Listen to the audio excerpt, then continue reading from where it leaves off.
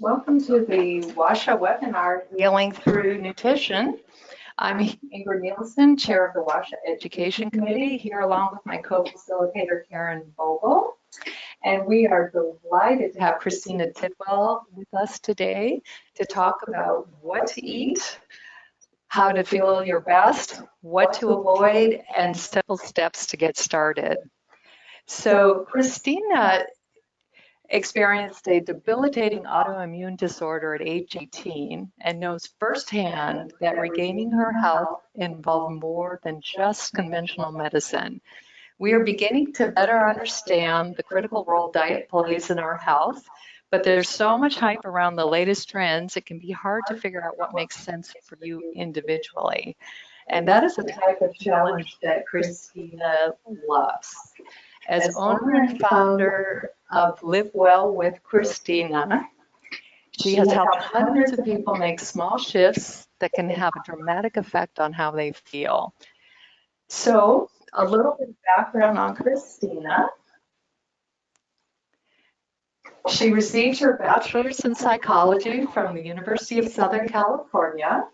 After college, she ended up in Australia, where she spent 6 years and earned a master's in nursing from the University of Sydney. She started in the ICU there, but appreciated Australia's often bold and blunt health promotion campaigns and became more and more interested in how to share her personal journey to health with others.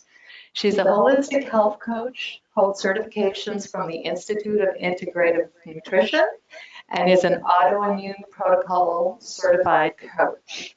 She also keeps up with current medical trends as a part-time cardiac nurse at the University of Washington Regional Heart Center. So just a few logistics before we get started. There is a question and answer segment at the end. So please type in any questions that you have during the presentation. It should be off to the right of your screen. You will also notice that we have created a PDF version of the speaker slides and a list of resources in the handout section. You can print that off right now, but we will also email it to you. So let's get started. Welcome, Christina. We're really excited to have you with us today. And I know our audience is going to leave us some really great ideas. So go ahead, and I'm going to send the slides over to you. Okay.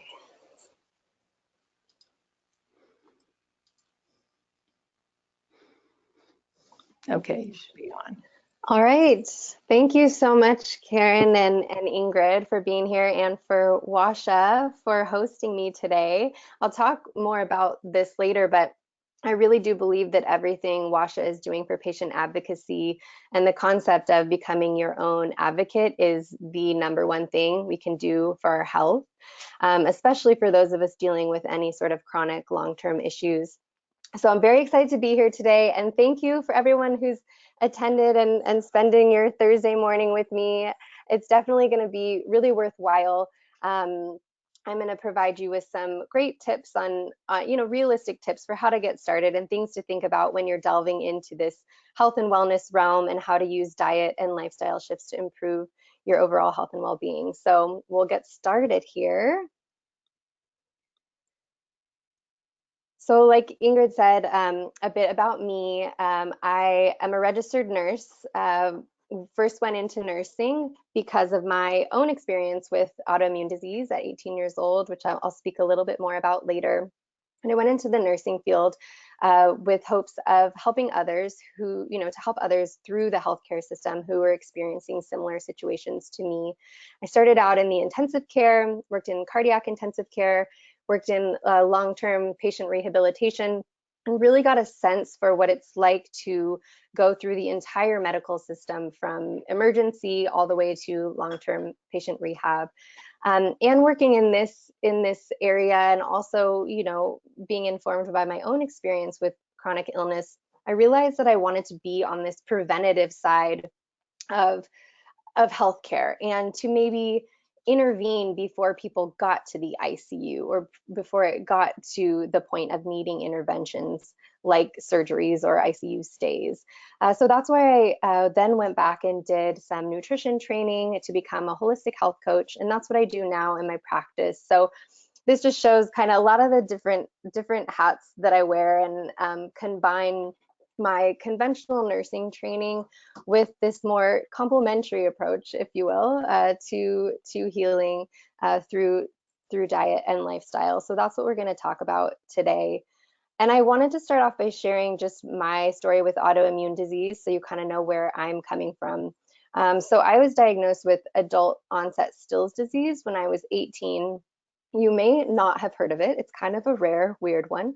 But when I was 18, I was super healthy, active high school student, and I was playing a lot of tennis and soccer, running cross country, and I started to get these really vague flu-like symptoms, felt horrible, and it kept progressing on and on until I ended up having to be hospitalized for it because it got so bad, and was tested for every different type of infectious disease under the sun when I was in hospital, trying to figure out what might be causing this crazy immune response. And I was finally diagnosed with, first was diagnosed with juvenile rheumatoid arthritis, and then later the diagnosis was changed to adult onset Still's disease, which presents with really high spiking fevers and is the innate immune system going on overdrive. So I was discharged from the hospital with on lots of steroids, prednisone. If anyone's ever taken prednisone, I think I was on about 120 milligrams a day, crazy high doses, different medications that were working to suppress my immune system. And when I left the hospital, I obviously was trying to cope with what had just happened and what my life now looked like as someone with chronic illness. And as I was going from doctor to doctor, I was getting recommendations for medications which ultimately were life-saving for me, and I really needed these steroids and these biologic medications that work to calm down my immune system. But what I found is that no one was really concerned with why this had happened in the first place and what I could do on a daily basis to improve my situation and make myself feel better.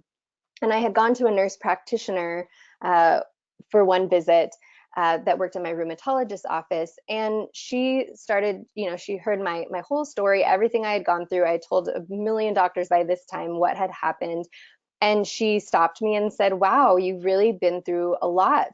How are you doing with everything?"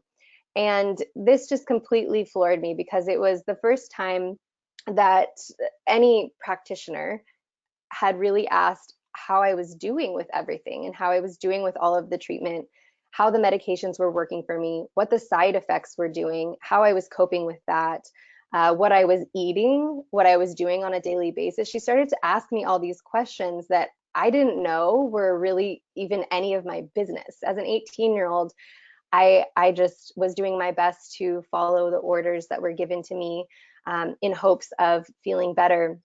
And I really didn't understand that I had any control or any say in what was going on. And so because of this interaction and working with this specific practitioner, I finally realized that I was the one that had control, and there were things I could do on a daily basis to help my health and well-being. So you may have felt like this before, whether you have had a chronic diagnosis of a chronic illness or not, that we sometimes go to the doctor feeling that maybe our bodies are none of our business, and we want to leave with a quick fix, and we may leave with medications that help with symptoms, but maybe not a lot of guidance on how to live our day-to-day in a way that's going to make us thrive rather than just survive. So that's what I want to share with you all today. So if you know there is more you could be doing for yourself to feel better in addition to taking pharmaceutical medications, or maybe you have started to delve into this world of health and wellness and nutrition, and you feel super overwhelmed with all of the conflicting information out there. Nutrition is one of the only sciences where where it's possible to prove two different outcomes. For example, for me, dairy doesn't make me feel great, makes me congested, and makes my stomach hurt. For you, good quality Greek yogurt might be a wonderful source of protein and good fats for you. So if you're feeling overwhelmed with all of this conflicting information, I'm going to give you some really good concrete tips on how to sort through this overwhelm.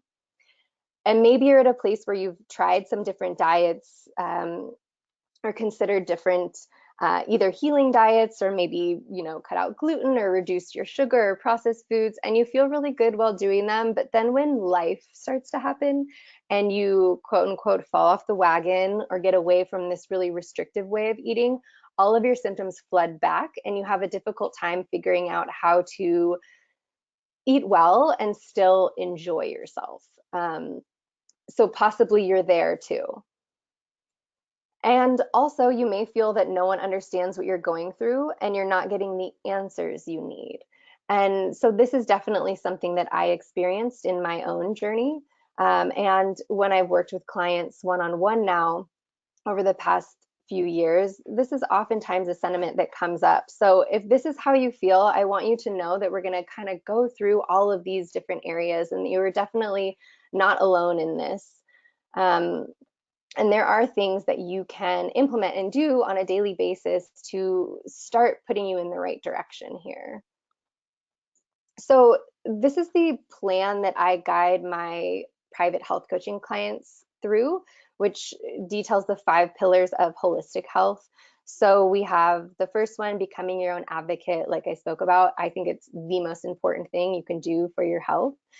Step 2 is eating well. Step 3 is considering stress and your autonomic nervous system.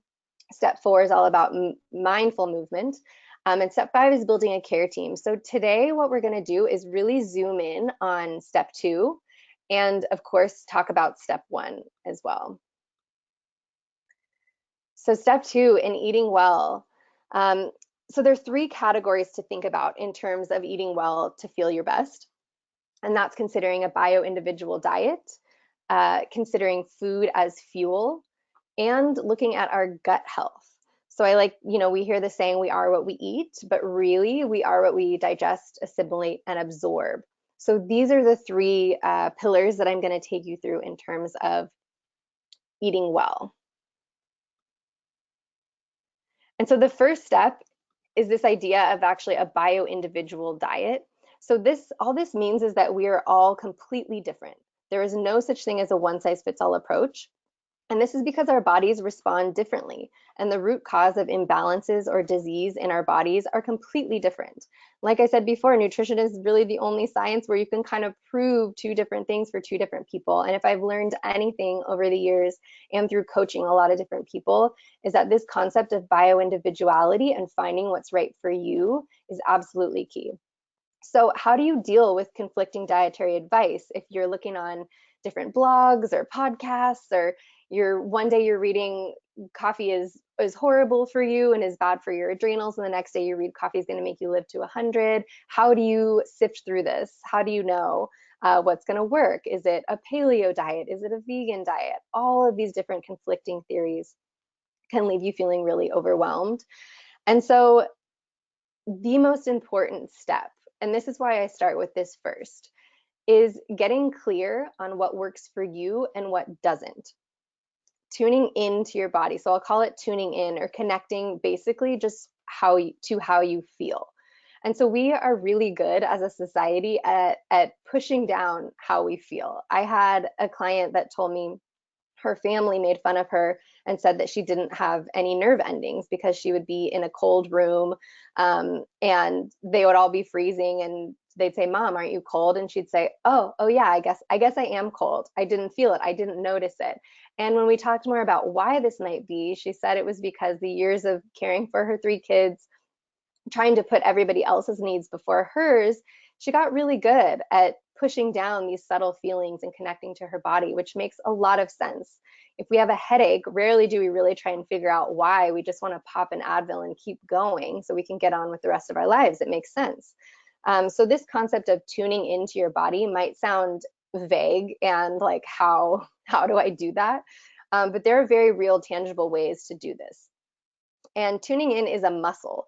You know, how are you going to be able to heal through nutrition or know what's working and what isn't if you haven't really developed that connection between what you put in your body and how you feel? How are you going to know what works? And so 3 ways to start this process. One is, this is my favorite, and I do a 5-second body scan before meals. And I do this before meals because it's a double whammy, because digestion occurs when you just look at food. So if you have that, you know, when you think about food, if you start to salivate or produce saliva, that's your digestion starting to produce saliva and enzymes to be able to break down the food that you're about to eat. So it starts in the brain. It's a cephalic phase of digestion.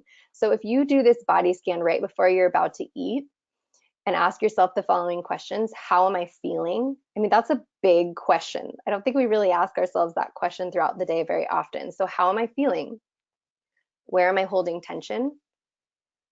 What are my symptoms? Is this, you know, headache? Are you tracking symptoms of disease like pain or brain fog?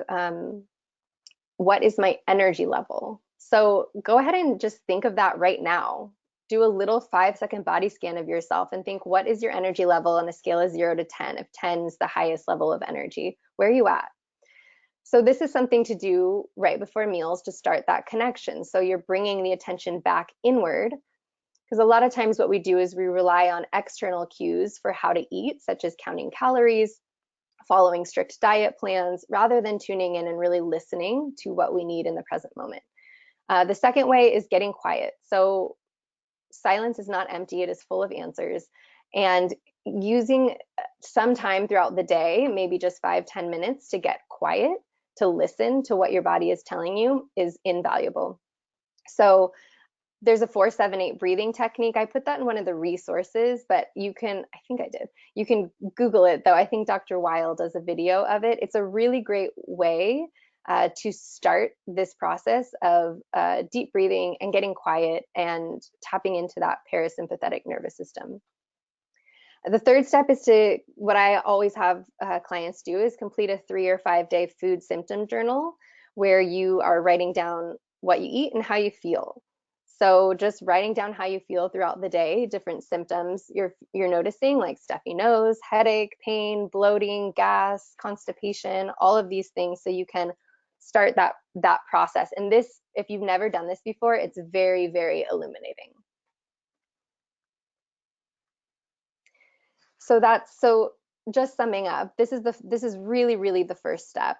And we put a lot of weight on these external cues, and I want to, you know, a lot of diet plans don't cover this step, and that's why a lot of people have such a hard time then when they're trying to incorporate in their day-to-day life and they don't have those strict guidelines to follow. So this is really crucial, and you can start these steps today. You can literally do this right now and today.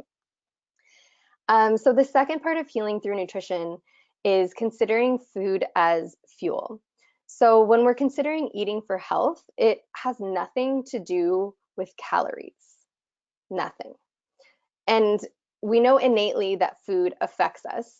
We know that. We know we are what we eat. We know if we eat, you know, a beautiful plate of salmon and broccoli, it's going to make us feel a little bit better than if we are eating, you know, a candy bar for lunch. We know innately it's going to make us feel a little bit better. However, we may have differing ideas for what to eat to heal. But I think one thing we can all agree on is that food is information and food affects us at a cellular level. So one question you can ask yourself is this going to nourish me? As opposed to thinking about the first thing you look at when you are scanning an ingredient label is likely calories and fat. I don't know if that's for you, but for me, for a long time, that's what I was trained to look at, was the calories and fat. And that was the guide for how nutritious something was or how good for me something was going to be. The most important thing to look at when you're looking at an ingredient label is actually the ingredients. So what is it composed of? And my simple rule for eating healthy, and we're going to go more in depth onto exactly what types of foods, but the simple rule is eat real whole food. So real food, meaning food that is not processed, which means it just isn't far changed from its original state where it came out of the ground. And whole food, same thing, that it's not been really changed from its original state. And we'll talk more and more about the types of food or categories of food to consider for fuel. But in general, that's what we're looking at. So really the important things are to look at the ingredients. And if something is usually has more than 5 ingredients, or they're things that you really do not recognize, it's likely that they're weird chemical things that aren't real food. And they're likely not going to nourish you, and your body's not going to know what to do with that information.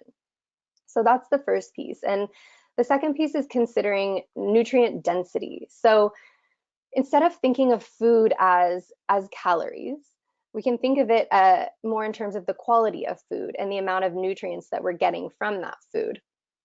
So if you are considering, a 100-calorie pack of Oreos versus 100 calories of some roast vegetables, you can imagine that the information that your body is getting from those two different types of food is going to be really different. And what we want when we're fueling our bodies is to give them all the nutrients they need as building blocks. So that's the vitamins and minerals and all of these things that are found in beautifully colored vegetables, good protein, good fats, all of that. And the third piece of this is actually the biggest key to eating healthy. Because sometimes, okay, have you ever had that where you think, okay, I'm going to eat healthy today. I'm going to go to lunch and I'm going to get a salad. That's what I'm going to get. So you load up your plate with a bunch of vegetables. You eat that salad. Maybe you have an orange on the side. And 30 minutes later, you're ravenously hungry and you're like, I can't cut this whole healthy eating thing. This is horrible. And so that's where a lot of people fall into pitfalls, is not eating a balanced diet. And so a balanced diet, when we usually think about it, it could be calories in, balancing calories in versus calories out, or we may think of the food pyramid, where underneath on the bottom, the idea of a balanced diet is to include as many servings of grains as possible, no matter the type. So there's all these different myths, and what I'm going to go through is show you what it looks to eat a balanced diet. And honestly, this was the biggest key for me in terms of being able to eat a sustainably healthy diet.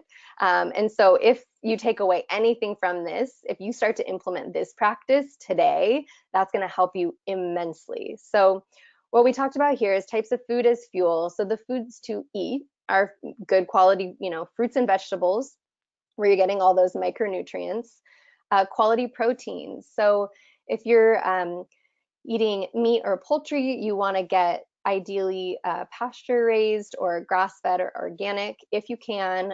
Fish, you'd want to get wild caught, and for eggs, the gold standard would be pasture raised. So these are the gold standards. Do what you can with what you've got. But focusing on these quality types of foods means you're getting less of these hormones, added antibiotics, and things you don't want in your meat and food. Good fats are really crucial when we're talking about food as fuel. We'll talk a little bit about what types on the next slide, but that's going to be really key to eating a balanced diet. And fats are really good for you. We need them. They've totally been vilified in our society for quite some time, but we really need fats. And it's all about getting the good types of fats, like avocados, coconut, good quality oils, olive oil, coconut oil, olives, and then whole grains and legumes if tolerated. So these are great, can be great nutrient rich foods, but if you are working on gut healing specifically, sometimes they are really difficult to digest, and throughout different phases of your healing, they might not be the best, but they are good quality foods if you can handle them. And that's where that tuning in comes in, right? Paying attention. The main foods you're wanting to avoid are refined sugar. So fat doesn't make you fat, sugar makes you fat. Sugar is the thing that's going to affect our blood sugar levels, affect our energy, and is the thing that we want to look at secondary to ingredients on any ingredient label. The next thing would be processed foods as well. So just sticking with that real whole foods rule. Sounds really simple, but it's magic. And individual food triggers. So this is really key as well, and we'll talk a little bit more about this in gut health, but individual food triggers are some of the main common ones are gluten, dairy, soy, eggs, peanuts, maybe corn, maybe nightshades. Everyone's going to be really different for what these individual food triggers are. The best way to find that out is the gold standards to do some type of elimination diet where you avoid them for a period of time and add them back in. And you can always work with a practitioner, someone to help guide you through this so it's in a more systematic way so you can really get this diet tailored to you.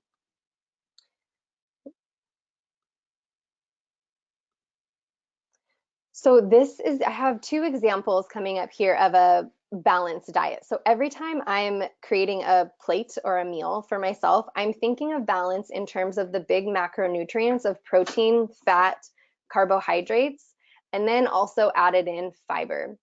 So here, this example, protein, we've got an egg, carbohydrates. So we always think of carbs like, bagels, cereals, bread, but vegetables are great sources of carbohydrates, and we too need carbohydrates. So it's a sweet potato there for carbohydrates, some good fats, we have an avocado, and then fiber in the form of leafy greens and veggies. So if you eat a meal like this, you're not going to be hungry 30 minutes later. Say you just had a piece of toast.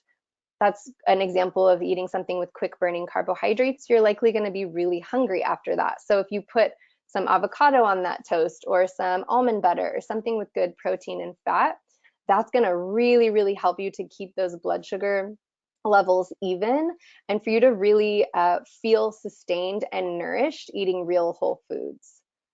So I've got one other example here. So this is one of my favorite things to make. I just make tons of bowls of food all the time. So the protein here is some shredded chicken.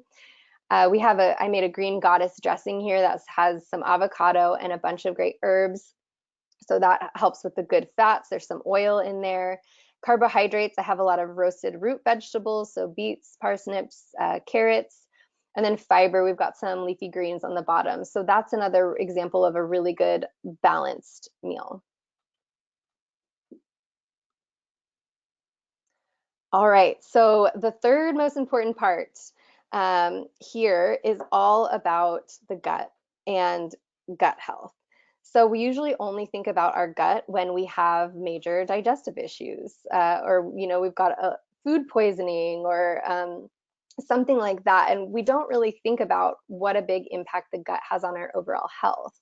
There's a lot more research and data out there right now about gut health affecting our overall health. So it may have been something that you have been reading about and applying to your own life. But our gut health can affect food allergies, asthma, diabetes, cardiovascular disease, and especially autoimmune disease. So that's the area that I work in a lot here.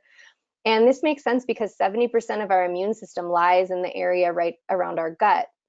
And if you think about it, this makes sense because our gut, our digestive system, is our most intimate contact we have with the external world. So we're putting in stuff in our mouth from, God knows where, and we have to make sure, our immune system wants to make sure that it's protecting us against different bacteria or pathogens that might be getting in. So whenever there's something going on with your immune system, of course you want to look to your gut and see what's going on there. So intestinal or gut health just means that we are having optimal digestion, absorption, and assimilation of our food.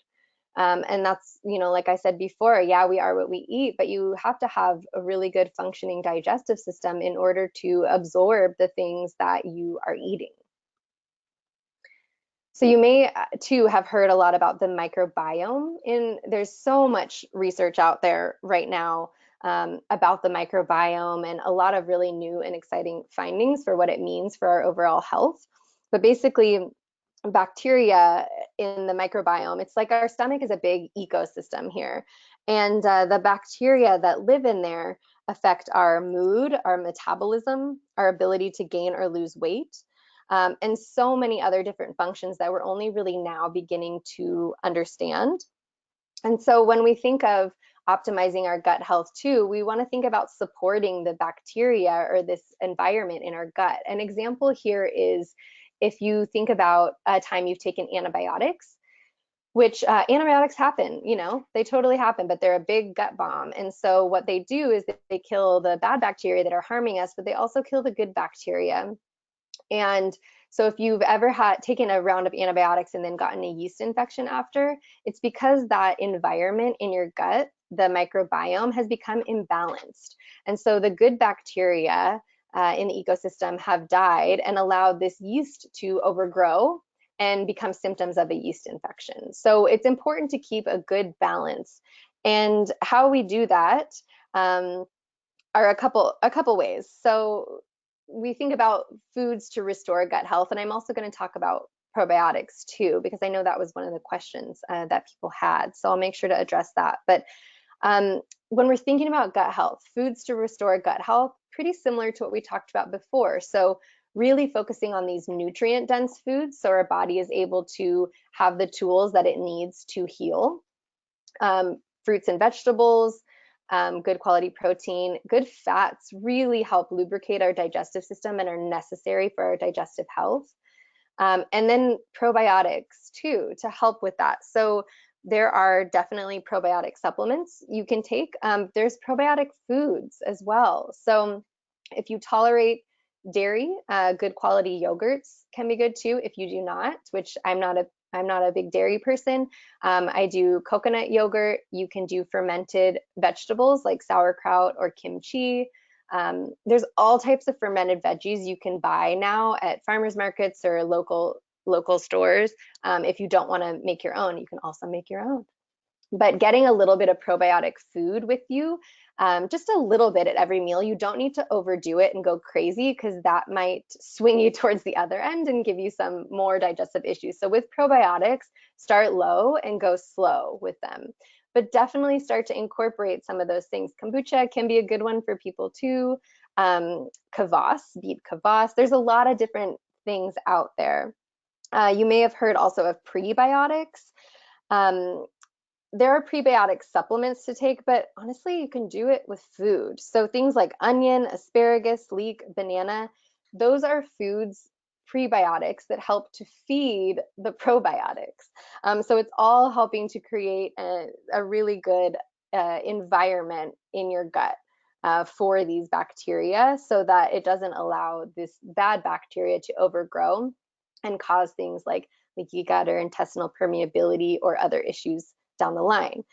So in addition to this foods to restore gut health, there are foods to avoid to restore gut health. So if we're eating a lot of foods that our body is not agreeing with, or that's causing inflammation or activating our immune system, that's going to hinder the ability of our digestive system to do what it needs to do as well.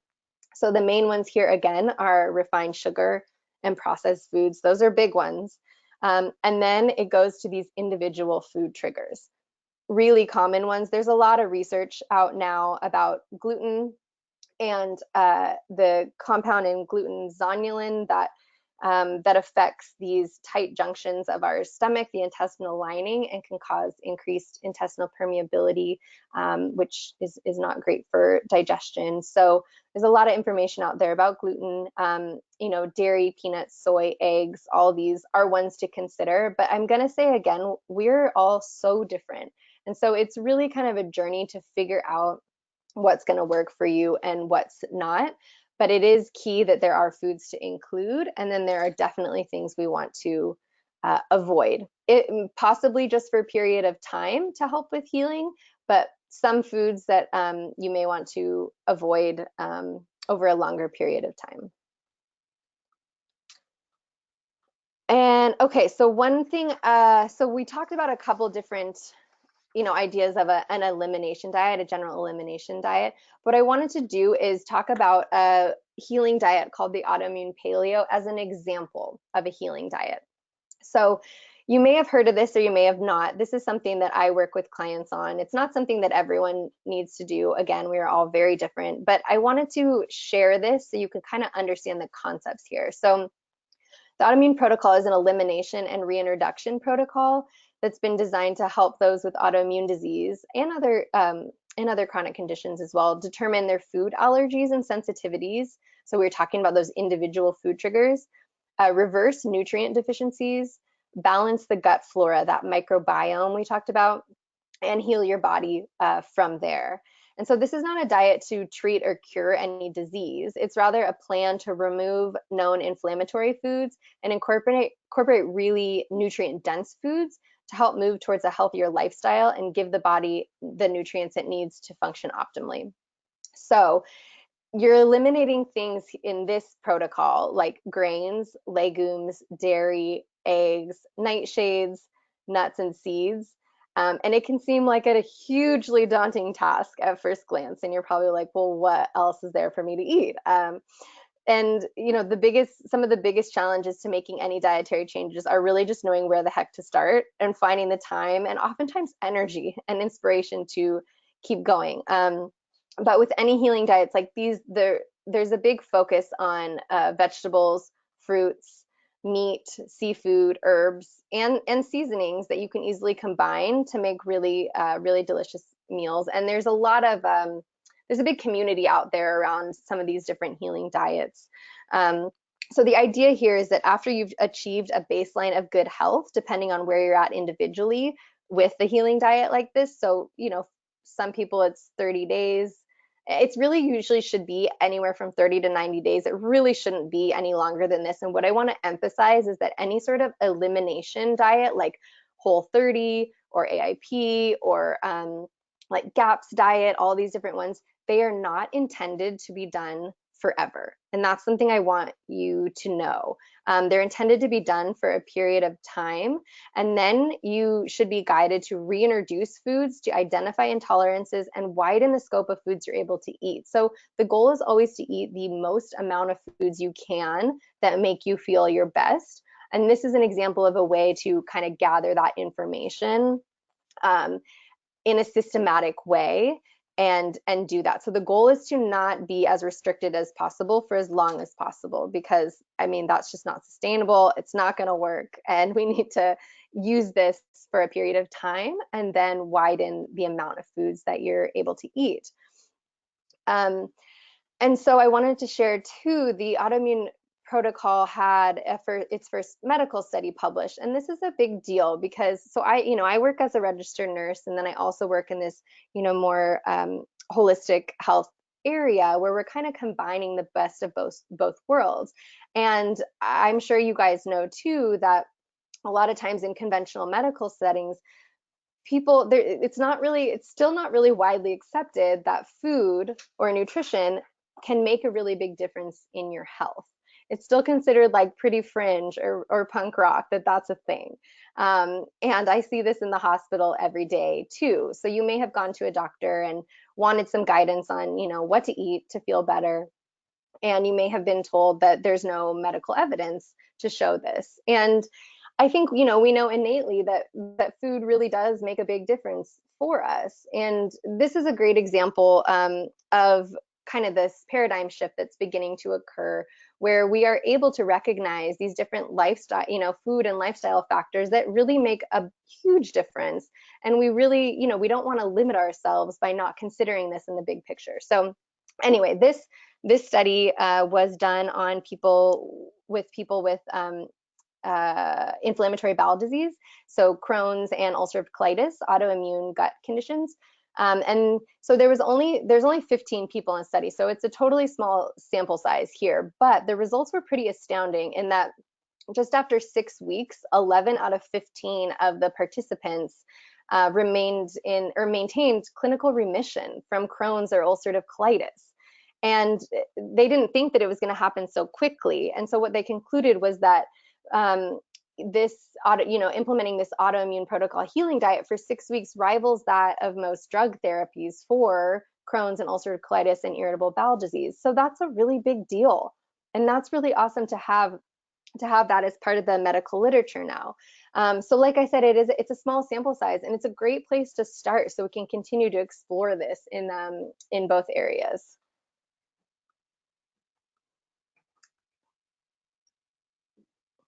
All right, so what I always say is that true health occurs at the intersection of conventional and complementary therapies, and we are definitely doing ourselves a disservice if we limit one or the other.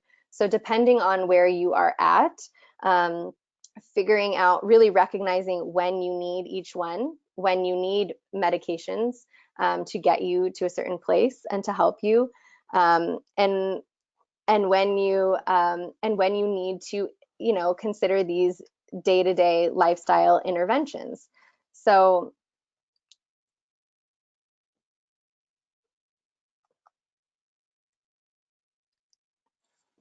true, yeah, so true. So considering this, it's really is how we can combine both of these two. Um, And I love this quote from Andrea Nakayama, a functional nutritionist, who says, "It's time to reclaim our physiology and fully understand how our bodies are impacted by our personal histories and methods of self-care. It's time to connect the dots and recover a system of healthcare that honors the individual and the whole person who is seeking health and remedy." So a lot of times we think that, our bodies are none of our business, like I said, but they are 100% our business, and we are the only ones that know some of this information. And talking again about the concept of becoming your own advocate when you are trying to incorporate both of these diet and lifestyle shifts and these more complementary therapies into your day-to-day and working with your care team, it's really crucial to be your own advocate, which means having a therapeutic partnership with your doctors and your providers, and also realizing that you are the center of your care team and that you know your body better than anyone else. So our practitioners have expert knowledge in what they are doing in terms of medications and blood work and guiding based on a clinical diagnosis. But you as the patient have all this valuable information about your history, your day-to-day, and how certain things affect you that no one else is going to have. So it's really, really key to become your own advocate, get informed. And that's why I love what Washa is doing. And I was really excited to be a part of this today. And so you may or may not know Washa, but they're a nonprofit organization dedicated to helping people transform from patient to active participant, which I absolutely love. And you can find them at washa.org. And so it's a good place, if you aren't able to be your own advocate, to find someone that can advocate for you. And it really, really is the number one thing that you can do for your health. So what does this look like in real life? Putting all of these different pieces together and combining both approaches. So this is a client I had who had Hashimoto's and was working with her endocrinologist to help monitor her thyroid levels and medication. And we worked together going through those 5 pillars of holistic health and really focusing on the nutrient dense pieces we talked about. So she says, "It's amazing. I'm sleeping a lot better and not waking up with that wired, anxious feeling we spoke about. I wake up actually feeling rested and I'm far less groggy than I was. I don't have horrible afternoon energy slumps at work. I feel more level. Emotionally, I'm experiencing less mood swings. My family is thrilled about this. And overall, I'm feeling happier," which I didn't expect as a side effect. So that just shows you how we can combine both of these things, because she had been treated for thyroid disorder for probably 15 years and really, really needed to implement some of these different pillars of reducing stress, figuring out a diet that works for her, to really start to feel whole and make some big shifts.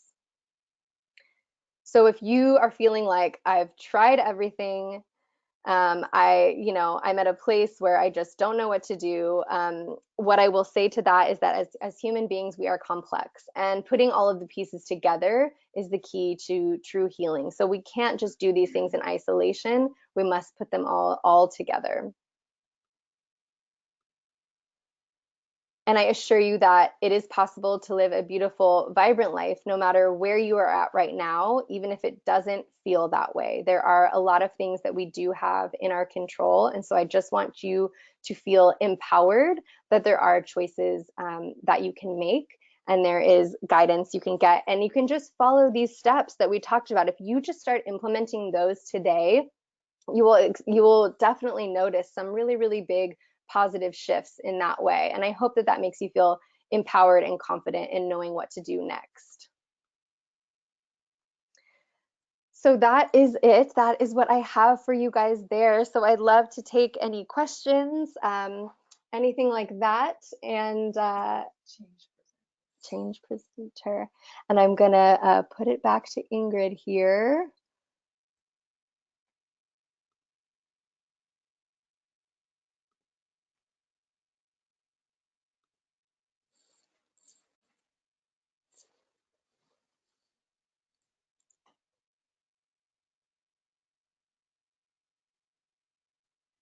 Okay, well, thank you so much, Christina. That was a lot of helpful information, and I think that we have something to think about as we choose our food every day. So thanks for all of your ideas, and I'm glad that we have a lot of really interesting questions. So I'm just going to start right in. And the first question was, I worry about the 80% of the US population being insulin resistant, carb intolerant, because most people are overweight because of that and can't get better without reducing carbs below the 100 grams a day, or even 50 or 20 grams if they're diabetic. So even with whole foods, you can have lots of carbs, and that can be unhealthy. So what kind of advice do you have for people like that? Yeah, so when it comes to carbohydrates as well, everyone is really different too. So vegetable sources of carbohydrates are mostly those starchier vegetables like sweet potatoes and root vegetables and parsnips, plantains, and fruit as well. So with carbs, it's going to be that same thing where you got to figure out the balance that works for you. And are you asking specifically? I'm not sure if we're asking specifically about a diabetic person, or I think it's even whole foods can be foods in unhealthy for general. diet. So whole foods are never necessarily unhealthy. It's just figuring out the ratios that are going to work for you. And I think that's what you're asking. So when it comes to balancing your blood sugar, making sure that you are combining carbohydrates with good quality fat and protein, really to balance that blood sugar. And if you are diabetic and you're monitoring that, making sure that you're monitoring your blood sugars and seeing how that works for you. A lot of times with insulin resistance too, that can be an issue that if you go to a functional medicine practitioner or work with a practitioner to address, insulin resistance and inflammation, like what's kind of going on there, the root cause there, that can help as well too. Because like I said, if there are these underlying factors like insulin resistance or inability to digest and absorb food, then you're totally right. Like eating all the right foods isn't necessarily going to help as much or make a big impact. So getting at those root causes as well and treating inflammation and addressing insulin resistance, I think would be really important there. So I hope that answers your question. And I just want to tell people that Christina's email address is up there along with her website, and the website has lots of great video chats about many topics and many commonly asked questions. So that's one place to get further answers, but also Christina is more than happy to take email questions. So if that did not answer your question, feel free to email the speaker. And I'm going to go to the next question, which is, can you talk about drinking sparkling water to sparkling flavored water like LaCroix? I've heard that drinking flavored LaCroix is just as bad and confusing to our bodies as drinking diet drinks. Like they result in the release in a lot of insulin, and your body thinks you're just eating sugar. Can you respond to that? Yeah, sure. Yeah, LaCroix is such a big trend right now for sure. From my understanding, what it says on LaCroix, it says natural flavors on there, which it's a little vague. We're not totally sure what natural flavors mean, but it is definite, and any other types of just sparkling water that don't have added sugars in them, that are just sparkling water with the vague natural flavor, is a much better option and alternative than a diet soda. A diet soda, doesn't have sugar, but it has all kinds of fake sugars, which are just chemicals, which, right, our body doesn't know what to do with and can affect insulin, can spike insulin as well, and affect our metabolism and all of that. So LaCroix is a much better choice than diet soda, for sure. And it's not my understanding that it would affect, insulin and blood sugar levels, LaCroix, but I do know that it just says natural flavors, and that's a little vague. Like, we don't know exactly what that is. So, best practice would just be, drink a lot of good filtered water on your own, and then, have those from time to time. I know they can be a super nice little treat, make you feel like you're drinking something nice if you're avoiding soda or avoiding sugary drinks. So there's kind of like a good, better, best, I like to tell people. And just drinking good quality water is probably best. LaCroix are fine and way better than diet sodas, is what I would say. Okay, thank you. Our next question is, I know about probiotics, but recently I've heard about prebiotics. Can you talk a little bit more about prebiotics? Yeah, and I think I talked a little bit about them. Prebiotics are just the things that feed probiotics. So I know that they sell prebiotic capsules, but honestly, I just find that getting them through food is, when possible, is just a better way to do it.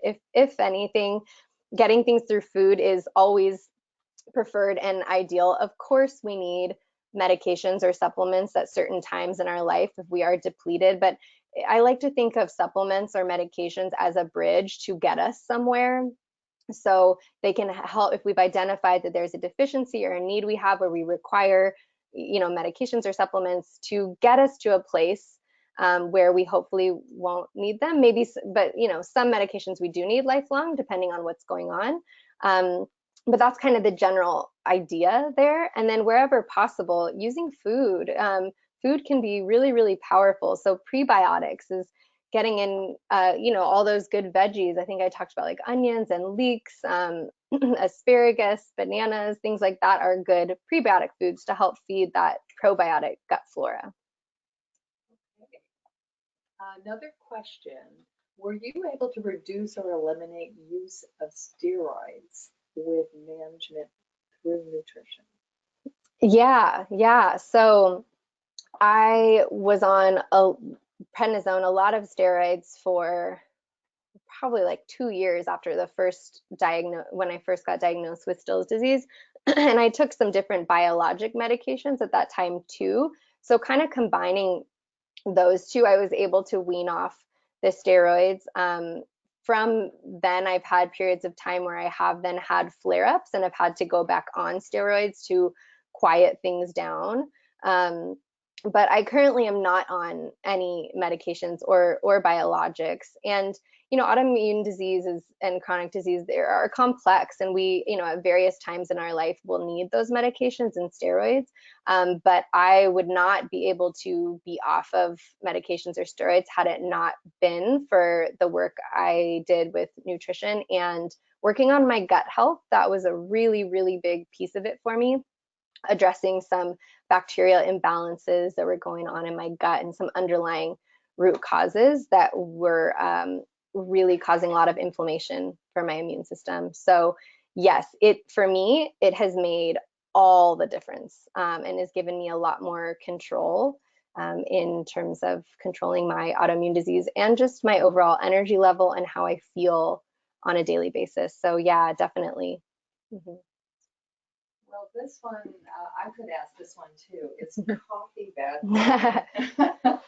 Yeah, I get that one a lot. Yeah, and the answer is like the answer I give for a lot of things is that it depends. It really, really, really depends. And I have a whole video on the things to consider for coffee if you head to my website or my Facebook page. But basically, the first things you want to consider, ask yourself the questions: how are you using coffee? So are you using it first thing in the morning because you're feeling really, really exhausted when you wake up and you need a kickstart, and then having it at 3 in the afternoon to keep yourself going? How are you using it?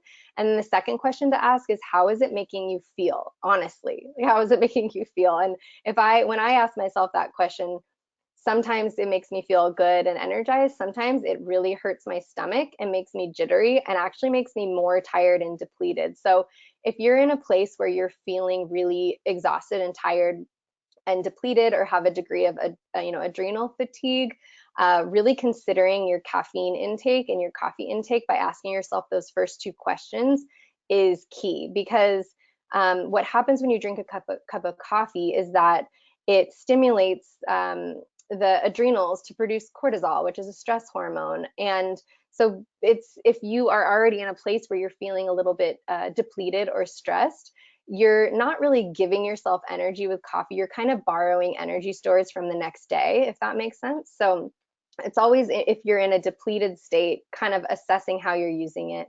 But it can make, for some people, it's fine and they can totally tolerate it. So I'll never tell you to not drink your coffee, because then no one would want to be my friend, because people have a strong hold on coffee. I do too. I love coffee, but I can't, I have to really listen to where my body's at to understand if it's a good time for me to have it or not. And so what you can do is try just by switching out. I've been really into matcha a lot lately, or trying different types of either caffeine free or lower caffeine alternatives to mix it in and see. So hopefully that answers your question. It depends. Well, that gives us different options. Yeah. That's great. Another question that was submitted: I'm addicted to sugar. It's my biggest weakness. How do I get past this? Yeah, that is such a common question that I get all the time, because sugar is really, really addictive. I think it's like, 8 times more addictive than cocaine. It's a full-on drug, and it affects the opiate receptors in our brain. So yeah, it makes sense when you feel really addicted. It's a real feeling. And the thing with dealing with a sugar addiction is first working to get, to kind of balance your blood sugar levels and start to get in some of those real whole foods, those nutrient dense foods that are going to be able to give you what you need to be able to have a more sustained release of blood sugar, rather than these big up and down spikes, which is what sugar is doing to you. Like if you have a can of Coke, it's just going to shoot up your blood sugar, and your body doesn't like to have really high blood sugar in your veins. So your pancreas sends out insulin to take that blood sugar and put it back, into the cells. So then you have a big crash. So usually what's happening with these sugar cravings is you get stuck in a vicious cycle of sugar craving, and then feeding it with sugar, and then having a crash, and then looking for some more easy energy from sugary, carby sort of foods. So to kind of break that cycle, there's a couple things you can do, but one of the first things to try and do is kind of work on I call it crowding out, where it's like putting in as many good nutrient dense foods as you can, which helps sort of balance that blood sugar and helps with the cravings. And then trying your best to pay attention to the sugar intake, where you're getting your sugar. It's super surprising once we start to read all the labels that, meats and bacon and all these things that we think, why would this have sugar, has sugar in it. So that would be the first step, is just paying attention to your sugar intake and the sugar cravings. And then trying as best you can to reduce that refined or processed sugar. And crowding out with lots of good foods to help stabilize your blood sugar, so you're not stuck in that energy zapping cycle. So that would be kind of the first step. I have some more videos on this too, because there's a lot more I could speak about, but that's a good first step, I think. So okay, that's great. Yeah. That's all the time we have for questions today, but again, right here on the slide you have Christina's email address and her website, which is a wonderful resource. I hope you check it out. And we're coming to a close here, and I wanted to really thank Christina for being with us today. I think you gave us a lot of information and kind of helped us understand, especially the coffee part. Just take a temperature and see how you're feeling, and kind of work with your own body. And I think you really did tell us how to individualize how to eat for health. So thank you so much. I wanted to tell folks here that Christina has offered a free 30-minute session with her if you are interested, and just contact her through the links that are on screen. We are going to close out this webinar, and immediately following the webinar, you're going to get a brief survey. So we'd be really grateful if you could fill that out, and also let us know what topics you want to hear about in the future. This webinar is going to be uploaded to our website. It takes about a week. And if any of you didn't print out the PDF of the slides or the resource list that is with the webinar, you can click on that right now before we close the webinar. But also, we're going to email that to you. So, Christina, was there any final thought you had? Otherwise, we are... No, that's fantastic. Thank you so much for being here. And yeah, if you have any further questions or want clarification, definitely email me. I'd be happy to speak with you. And thanks so much. Okay, and thank you, Karen Vogel, our facilitator, who's been managing the chat and all the questions. And thank you for spending time with us today, and have a great day.